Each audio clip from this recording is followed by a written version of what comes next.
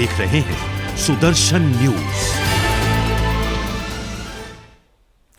नमस्कार, उत्तराखंड विशेष देख रहे हैं आप। आपके साथ मैं हूं लावनी विनीत। बुलेटिन की शुरुआत काला ढूंगी की खबर के साथ कर रहे हैं, जहां पर टिकट न मिलने पर बागी हुए भाजपा के पूर्व प्रदेश महामंत्री गजराज बिष्ट आज अपना नामांकन वापस ले सकते हैं। खबर आ रही है गुजरात बिष्ट निर्दलीय चुनाव लड़ने का मन बना चुके हैं। जानकारी के अनुसार पूर्व मंडी समिति अध्यक्ष गजराज बिष्ट को मनाने के लिए पार्टी ने राज्य के पूर्व मुख्यमंत्री त्रिवेंद्र सिंह रावत को बड़ी जिम्मेदारी सौंपी थी, जिसके बाद त्रिवेंद्र रावत गजराज बिष्ट के आवास पहुंचे और उनको काला ढूंगी सीट पर अपना नाम वापस लेने का आग्रह किया। बंद कमरे में दोनों के साथ बातचीत चली, जिसके बाद मीडिया से बात करते हुए त्रिवेंद्र सिंह रावत ने कहा कि उन्होंने गजराज बिष्ट से चुनाव न लड़ने का आग्रह किया है, जिसके बाद उनके आग्रह को स्वीकारते हुए गजराज बिष्ट ने अपना नामांकन वापस लेने की बात कही है। अब माना जा रहा है कि वो अपना नामांकन कल वापस ले लेंगे।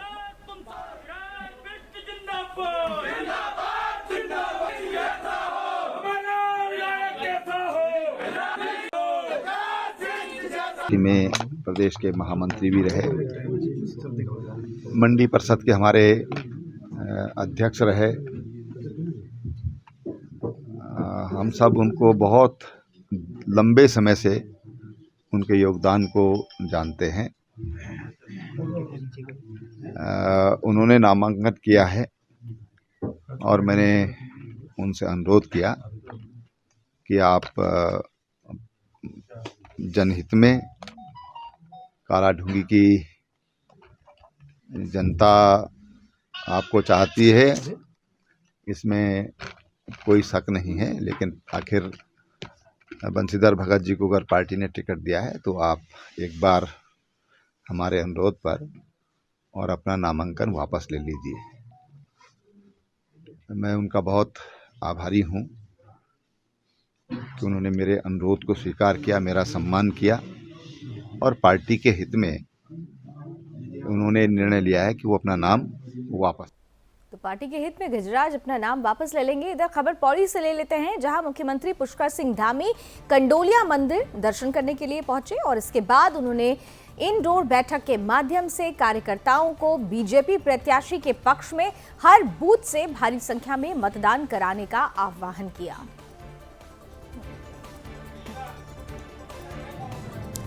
और ब्यूरो चीफ कृष्णा कुमार हमारे साथ जुड़ चुके हैं ज्यादा जानकारी के साथ। कृष्णा, क्योंकि अब चुनावों की तारीख लगभग ही समझ लीजिए आ ही चुकी है, जिस तरीके से अब डोर टू डोर प्रचार की बात हो रही है, जिस तरह से बीजेपी ने अभियान बड़ा छेड़ दिया है, बड़े चेहरे दिग्गज चुनावी मैदान में उतर रहे हैं। हमने बीजेपी के चाणक्य अमित शाह को भी उत्तराखंड में प्रचार करते हुए देखा। रुद्रप्रयाग से उन्होंने शुरुआत की और खासतौर से मुख्यमंत्री जिन्होंने पूरी प्रदेश की कमान संभाल रखी है, और जब आज वो पौड़ी पहुंचे तो यहाँ का नजारा भी बिल्कुल अलग था।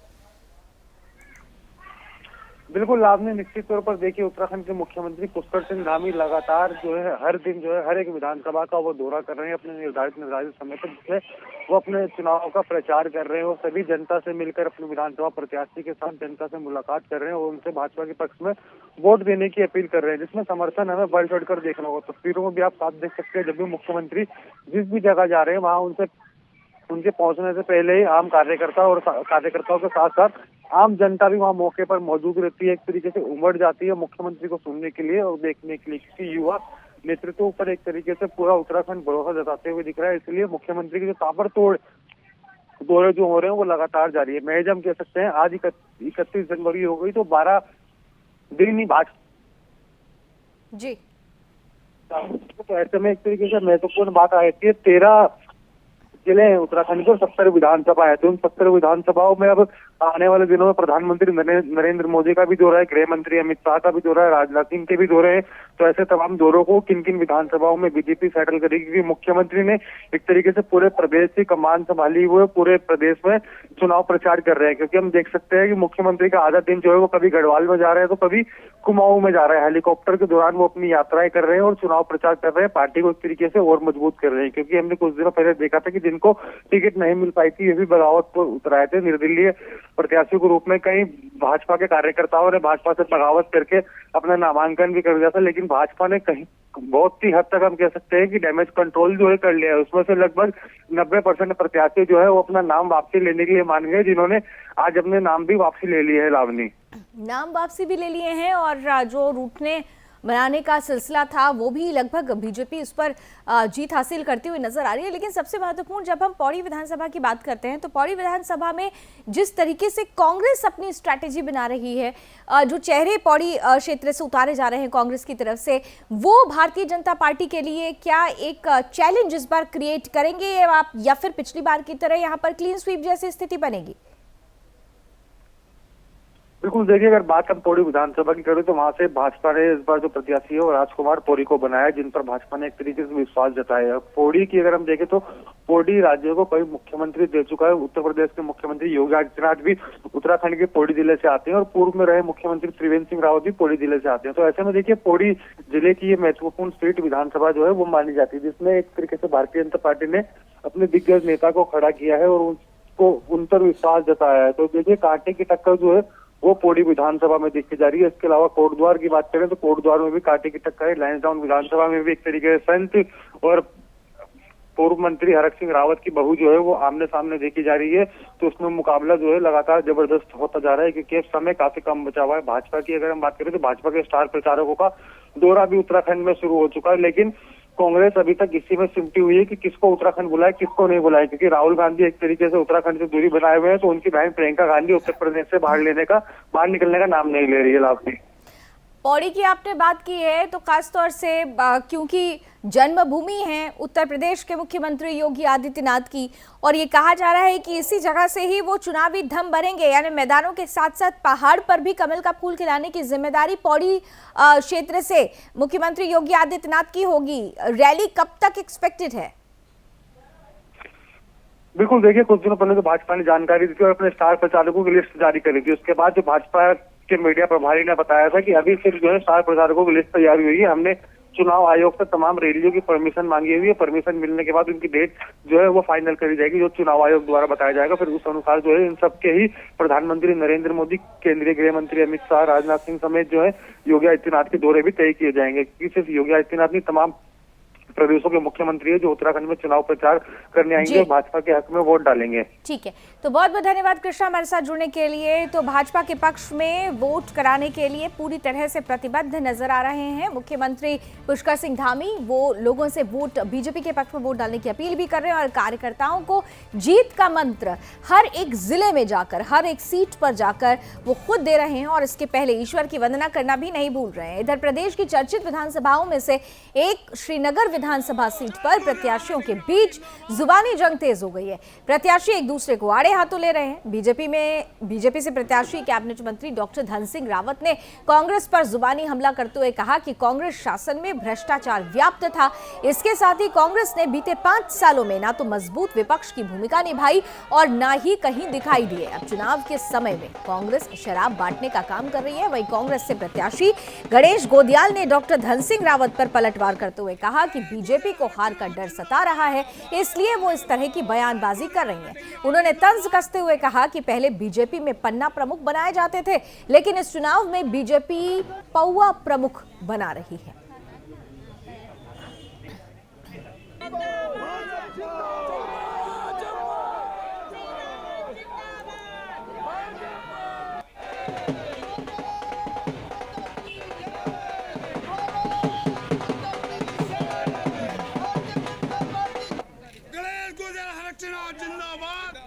इधर ऋषिकेश में भारतीय जनता पार्टी ने आवास विकास स्थित एक स्कूल में कार्यक्रम का आयोजन किया, जिसमें प्रदेश अध्यक्ष मदन कौशिक पहुंचे और कौशिक का कार्यकर्ताओं ने फूल मालाओं से स्वागत किया।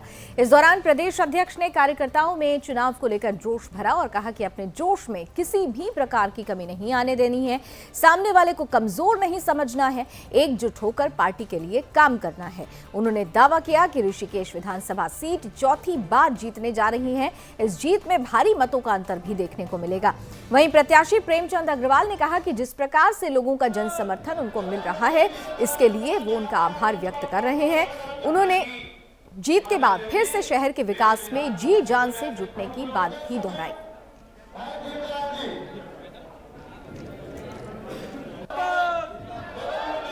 ऋषिकेश विधानसभा में सदस्यता ली है, बहुत अच्छा वातावरण है और मैं समझता हूं कि उत्तराखंड में जो 2017 का रिकॉर्ड हम तोड़ेंगे, 2017 से ज़्यादा विजय प्राप्त करेंगे। ऋषिकेश में भी हम 17 से बड़ी विजय प्राप्त करने की तरफ बढ़ रहे हैं और यहाँ का वातावरण देखकर मैं कह सकता हूँ कि बहुत अच्छा कार्यकर्ताओं की मेहनत है और इस अवसर पर मैंने आए हुए सभी लोगों का स्वागत और अभिनंदन किया। अच्छा वातावरण है, सब जगह मुझे जाने का सौभाग्य है, बहुत अच्छा वातावरण है, कार्यकर्ताओं में उत्साह है और जनता का विश्वास है मोदी जी के प्रति। देखिए, आज चाहे जो हमारे पूर्व में रहे पार्षद, हमारे नगर पालिका के रहे पूर्व में उपाध्यक्ष, अनेकों बार अनेकों संस्थाओं से जुड़े रामकृपाल गौतम जी, हमारे साथ कभी रहे भाई किरण मंडल जी, दीनदयाल राजभर जी, आप पार्टी के जो युवा मोर्चे के नगर के यहाँ के अध्यक्ष हैं राजभर जी, ऐसे बहुत से लोगों ने, सैकड़ों लोगों ने आज भारतीय जनता पार्टी को ज्वाइन किया है और मैं धन्यवाद कर रहा हूँ अपने माननीय प्रदेश अध्यक्ष जी का, जिन्होंने आके उनको भारतीय जनता पार्टी परिवार में शामिल किया है। इधर विधानसभा चुनावों को लेकर पार्टियों की तैयारियां तेज हो गई है। नॉमिनेशन की प्रक्रिया भी जारी है और इसी के तहत सभी पार्टियों के प्रत्याशी नामांकन कर रहे हैं। इस बार के विधानसभा चुनाव में कई नेता ऐसे भी हैं जो टिकट नहीं मिलने से अपनी पार्टी से नाराज हो चले हैं। साथ ही प्रत्याशी निर्दलीय चुनाव लड़ने का फैसला कर रहे हैं। इस बीच लालकुआं से बीजेपी के नेता रहे पवन सिंह चौहान को टिकट नहीं मिलने से वो नाराज हो गए और निर्दलीय के रूप में अपना नामांकन दाखिल करा दिया। दरअसल इस बार के विधानसभा चुनाव रोचक होने वाले हैं। उत्तराखंड में 14 फरवरी को विधानसभा चुनाव है और इसके लिए सभी पार्टियों की तरफ से पूरी तैयारी की जा रही है, लेकिन ये चुनाव नतीजे आने के बाद ही पता चल पाएगा कि तैयारी में किस पार्टी में ज्यादा दम था।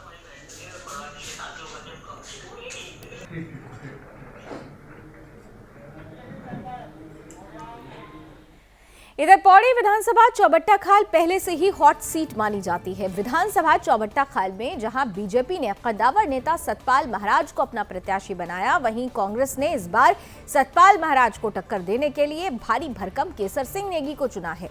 इस चुनाव में दोनों के बीच कड़ी टक्कर है। कांग्रेस पार्टी महाराज के खिलाफ लड़ने के लिए प्रत्याशी की तलाश कर रही थी। अब देखना दिलचस्प होगा कि विधानसभा चौबट्टा खाल में किसकी जीत होती है।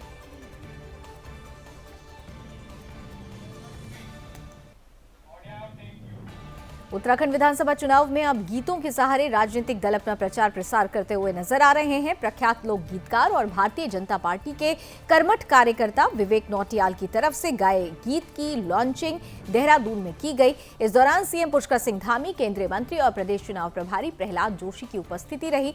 वहीं चुनाव प्रभारी ने कहा कि 1 फरवरी से बीजेपी सभी 70 सीटों पर कैंपेनिंग करेगी, जिसमें सभी प्रमुख नेता नजर आएंगे। साथ ही चुनाव प्रभारी ने कहा कि कोरोना के नियमों का पालन करते हुए ही प्रचार किया जाएगा।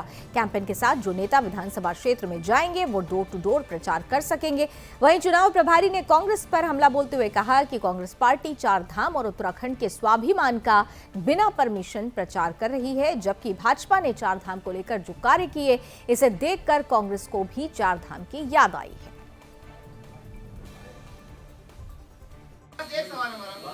आप प्रश्न पूछने के बाद सुनने का भी क्षमता रखना चाहिए ना। देखिए, 4 धाम में जो काम हो रहा है और सड़कें जो बन रहे हैं,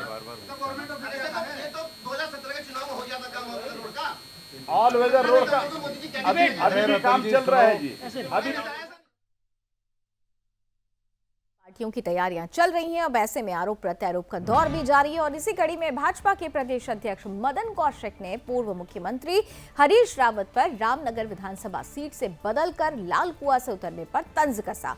उन्होंने कहा कि भगवान राम के नगर में गए हरीश अब कुएं में चले गए हैं। उन्होंने कहा कि कांग्रेस में भगदड़ मच गई है, वहां टिकट बदले जा रहे हैं।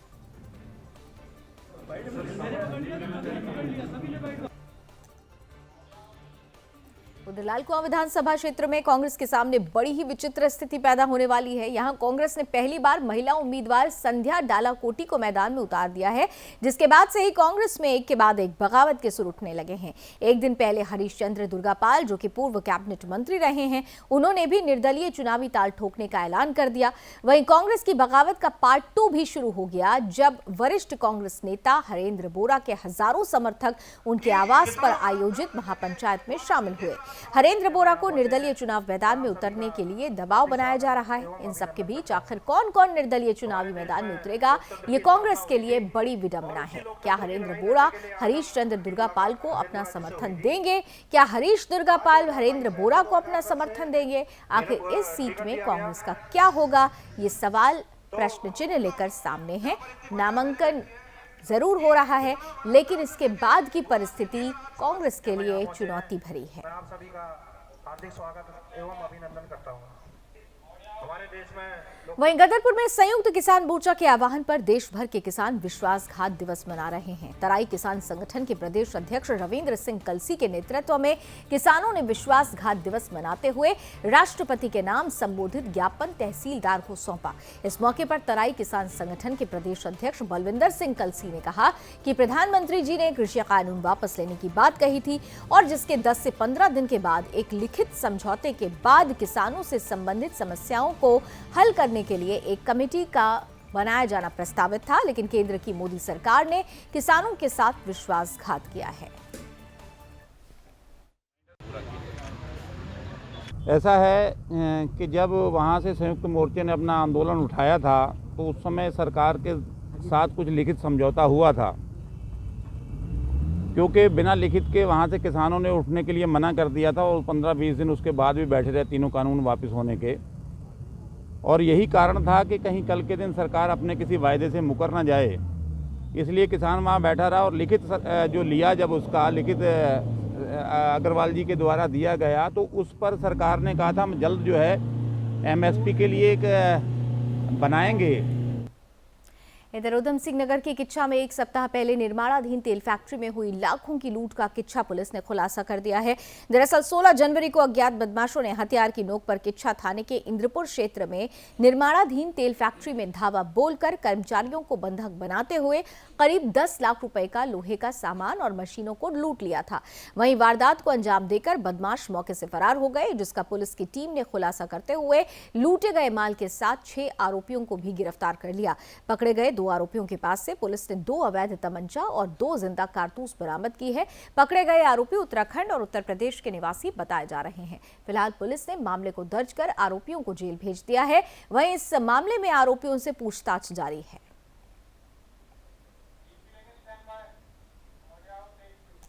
उत्तराखंड के लालकुआं के हल्दू चौड़ में हो रही लगातार सोलर बैटरियों की चोरी की घटनाओं पर रोक लगाने के लिए पुलिस प्रशासन पूरी तरह से सख्त हो गई है। क्षेत्र में लगातार बैटरियों के चोरी की वारदात सामने आ रही है, जिसके लिए पुलिस प्रशासन की तरफ से लालकुआं में पुलिस टीम गठित की गई। वहीं लालकुआं पुलिस क्षेत्राधिकारी शांतनु पराशर के नेतृत्व में गठित टीम ने 2 चोरों को गिरफ्तार किया, जिनके पास से हाल फिलहाल में चोरी हुई 15 बैटरियां सहित अन्य सामान भी बरामद हुआ।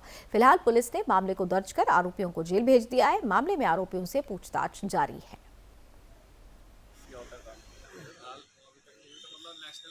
12 दिनों से कुछ चोरी की सूचना आ रही थी, जिसमें सोलर लाइट्स की जो बैटरियां थी कोई चोर चोरी कर रहा था। इस संबंध में लोकल प्रधान द्वारा हमें एक शिकायत दी गई, जिस पर हमने FIR रजिस्टर करके इन्वेस्टिगेशन किया। इसमें 2 टीमें बनाई गई, जो चौकी इंचार्ज और हमारे इधर लोकल कोतवाली की जो टीम थी, इसमें हमने लोकल सारे CCTV देखे। तो इसमें एक व्यक्ति कल 7:30 बजे लालकुआं क्षेत्र से, अपने गुमटी क्षेत्र से गिरफ्तार हुआ है तथा इसी के साथ साथ इसके पूछताछ करने पर इसने बताया कि इसने 16 बैटरियां चुराई हैं, जो कि हल्दू चौर और लालकुआं क्षेत्र। हरिद्वार के रोशनाबाद गांव की अंतर्राष्ट्रीय हॉकी खिलाड़ी वंदना कटारिया ने पिछले साल हुए टोक्यो ओलंपिक में देश का नाम विश्व भर में रोशन किया। वंदना कटारिया ने अपने गांव रोशनाबाद हरिद्वार का नाम एक बार फिर से रोशन किया है। दरअसल हॉकी में वंदना कटारिया की अर्जित की गई विभिन्न उपलब्धि पर पिछले साल वंदना कटारिया को भारत सरकार की ओर से अर्जुन अवार्ड से सम्मानित किया गया था। वहीं इस बार हरिद्वार की रहने वाली वंदना कटारिया को भारत सरकार की तरफ से पद्मश्री से सम्मानित करने की घोषणा की गई है। वंदना को पद्मश्री अवार्ड मिलने से ग्रामीणों, खेल प्रेमियों और खिलाड़ियों में खुशी की लहर है। वंदना के गांव से लेकर प्रदेश के खेल प्रेमियों में खुशी की लहर है। वहीं भाई पंकज कटारिया और बहन अंजलि कटारिया ने कहा कि वंदना ने पिता के सपने को साकार कर उनको सच्ची श्रद्धांजलि दी है। स्टेडियम में जाके कि पहले तो 10, 12, 5, 7 लड़की आती थी और आज के टाइम में खा लो बच्चों, खा लो। चल फिर रसगुल्ला खिला लम्मा चल। आज के टाइम में इतना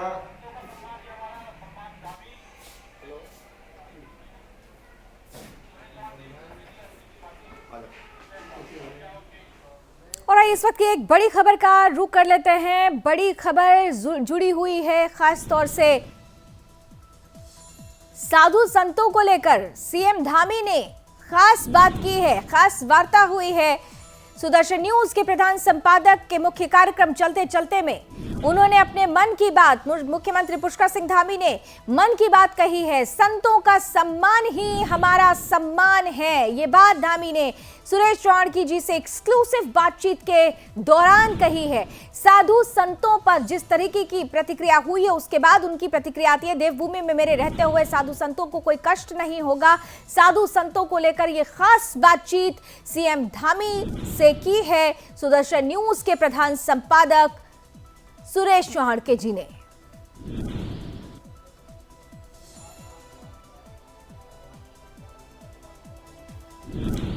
और इस पूरी बातचीत को आज आप विस्तार से देख सकते हैं रात 8 बजे हमारे विशेष कार्यक्रम चलते चलते के दौरान।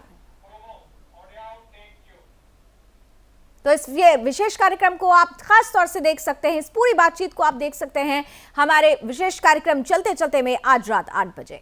अब मुझे लगता है कि चुनाव घोषित होने के बाद प्रशासन भी जरा मनमानी कर रहा है, नहीं तो देवभूमि में साधु संतों की गिरफ्तारी ये कैसे हो सकता है। हम ये सुनिश्चित करेंगे कि साधु संत अगर उत्तराखंड के अंदर देवभूमि में अगर सुरक्षित नहीं रहेंगे तो कहाँ सुरक्षित रहेंगे, क्योंकि उनका सम्मान रहेगा तो ही आपका रहेगा। हाँ, निश्चित रूप से संतों का सम्मान नहीं रहेगा तो हमारा कैसे रहेगा। संतों का सम्मान हमारे लिए सबसे पहली प्राथमिकता है। तो आप वचन दे रहे हैं कि संतों पे कोई अन्याय नहीं होगा। निश्चित रूप से बिल्कुल जब तक पुष्कर सिंह धामी उत्तराखंड के अंदर है, हम संतों पर कोई भी किसी भी प्रकार का उनका अपमान नहीं होगा। उनका अपमान देवभूमि का अपमान है। और चलिए इसके साथ उत्तराखंड विशेष में अभी बस इतना ही, लेकिन देश और दुनिया की तमाम खबरों के लिए आप जुड़े रहिए सुदर्शन न्यूज के साथ। जय हिंद।